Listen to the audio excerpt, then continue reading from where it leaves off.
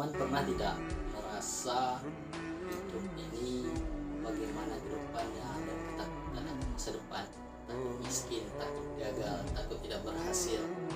Apalagi mungkin ada yang di fase memang dia lagi tinggi-tingginya kemarin terus jatuh sejatuh-jatuhnya. Nah, kita akan belajar nih dari kisah Nabi Musa alaihissalam.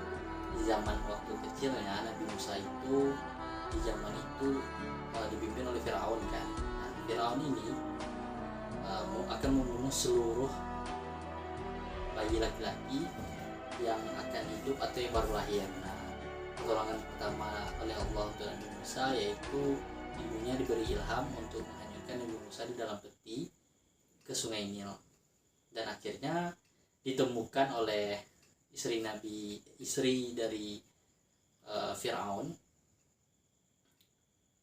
dan diangkatlah menjadi anak angkat dari Firaun. Kemudian di masa remajanya dan beranjak dewasa, Nabi Musa alaihissalam membunuh seorang dari kaum Mesir. Nah, di situ Nabi Musa sangat ketakutan dan melarikan diri. Dari awalnya seorang pangeran dan akhirnya menjadi pengembala. Bertahun-tahun Nabi Musa melarikan diri, bersembunyi dan menjadi pengembala.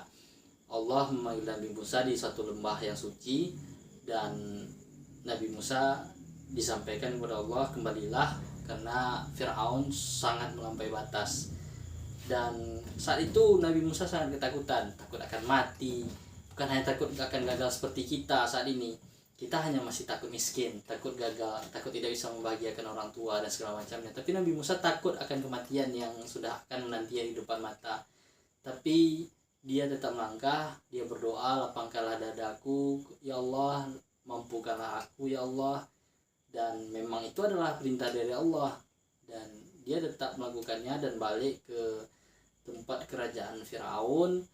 Beliau melakukan hal yang luar biasa di sana, menjadi pemimpin di sana melawan Firaun yang sangat kejam. Dan pada akhirnya di akhir kisah kan kita ketahui bahwasanya Nabi Musa menang, dan sampai hari ini kita tahu hal itu. Dan itulah bukti bahwasanya setiap kesulitan itu ada kemudahan.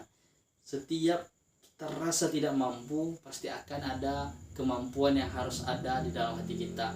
Setiap ketidakyakinan itu harus kita lawan dengan keyakinan. Karena ketidakyakinan, kalau kita pastikan kita tidak yakin, kapan akan kita akan melangkah. Jadi di setiap pemikiran kita ke depannya jangan hanya tentang akan takut, tapi cobalah kita ubah dengan kita bisa bersama Tuhan, kita bisa bersama Allah. Jadi di akhir video ini saya ingin menyampaikan kepada kawan-kawan, mari melangkah, mari mencoba lagi. Nggak apa-apa gagal, ya gagal bukan berarti kita sudah selesai, tapi gagal tetap bisa untuk terus berjuang. Semangat.